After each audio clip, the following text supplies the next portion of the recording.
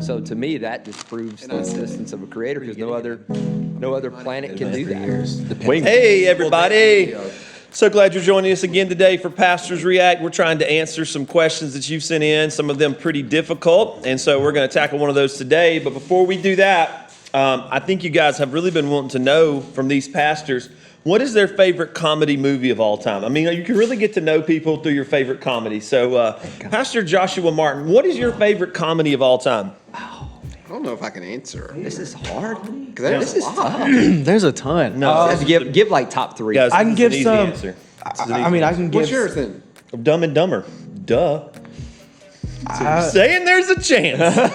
Okay, Especially in relation to our. Knew that. I think I would have to go with something like Nacho Libre, or Baptize. Sterling, sorry. or Happy Gilmore's a good one. Oh, man. Or The Water Boy. The Water Boys are The great. Water Anything Good Adam ones, Sandler's yeah. hilarious. Yeah. 90s comedies were. Yeah. Okay, what about you? Favorite comedy? Oh man. Sandler too. See, okay, I'm gonna go with a comedy / action one since you brought up the '90s, early 2000s. Okay.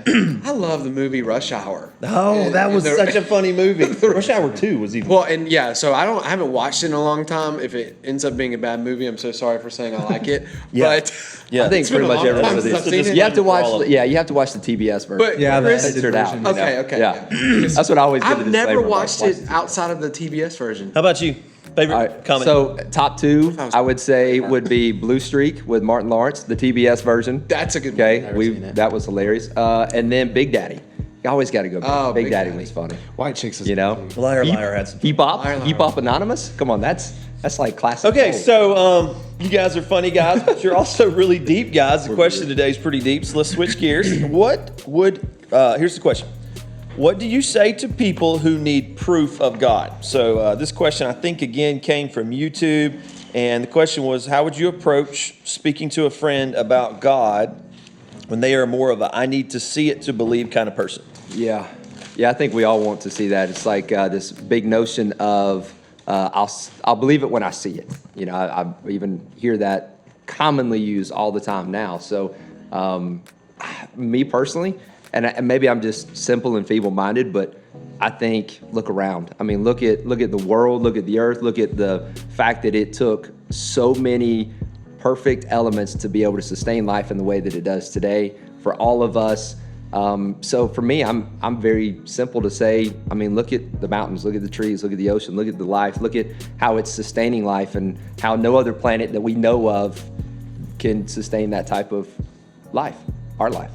So you would kind of use an intelligent design argument of just look around, look at natural revelation, there's no way it could have just happened. Exactly. There's no, by happenstance or coincidence.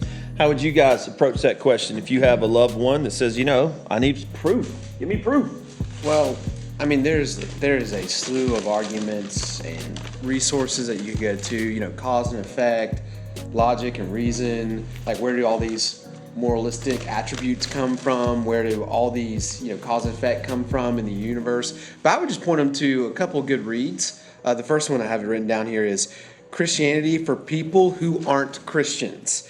Uncommon Answers to Common Questions. It's by James Emery White. It's a great book, and it actually deals with, the argument for God. Is there a God? How can we believe in the existence of God? And he goes pretty deep. But not too deep like other books. I mean, another book, if you're just a nerd out there and you just want to dive into the details, I think it's called Darwin's Black Box. Does that sound right? I forget the author. We'll post it hopefully to the show notes or whatever. But that's another good book. But James Emery White with Christianity for People Who Aren't Christians, in the book, he goes deep enough but not too deep, if that makes sense. So I would just tell someone, do some research on your own, because in an 8 to 10 minute video, it's going to be so hard to really go deep. That's what I would say. Well, and you can use a lot of scripture to be able to support the existence of God. And I think a lot of people, when they ask this question, They're looking outside. Right, exactly. They're looking outside of scripture. So we could sit here and we could quote, Hebrews 11. We could quote a lot of different things that you see throughout the Bible. But like you said, man, I think they're looking for those extra resources. And I found another article on Forbes that was really good too as well. So, I mean, I think there's. I was watching a documentary last night on the creation of the earth. It was by the Smithsonian. How do you say that word? Smithsonian? I cannot say that. Smithsonian channel. All right, there we go. They're talking about 65 billion years ago, million years ago, or whatever, about how the dinosaurs. I was just so intrigued to learn about the other world views out Right. there, and how the mountains formed. The floating, continents and all that kind of stuff. I don't believe that's how the dinosaurs died, by a big meteor. It seems to Seems like the Earth would have a big meteor hole somewhere, right? Yeah, well, Mariana's Trench, maybe. Maybe. Who knows? What about you? What would you say? So I think if we talk about it scripturally, I go to the resurrection. I think if anybody wants proof of the existence of God, you have to start at the resurrection. In 1 Corinthians, Paul makes that argument. We've talked about it in previous videos that if the resurrection is the foundation of our faith, if you can prove that, then it stands to reason you can start to prove other things. But I think if we're looking for extra biblical resources, similar to what Ben said, I found that in my own personal study and research, and for whoever asked this question, this is not to knock pastors or sermons or anything like that, because we are all of that. Nothing will beat your own personal study to find answers to these type questions. And for me, one of the biggest resources was a book called I Don't Have Enough Faith to Be an Atheist by Norman Geisler. Great theologian and apologist who passed away 2 or 3 years ago, I think. And then Frank Turek, another phenomenal apologist. And that book is very detailed, very scientific, but in layman's terms, to where after you've read that book, you walk away thinking that, or knowing that you can talk on a scientific level and logically come to the conclusion that God does exist, but be able to explain it and understand it in layman's terms. So whoever asked the question, I would highly recommend purchasing that resource and looking through it, because that's where you'll find a lot of great stuff. Yeah, but my question is, I just really want to unwrap this without interrupting y'all. So, what's your question? I want to gotta take a have little a bit of I want to take a little bit of a different approach to this.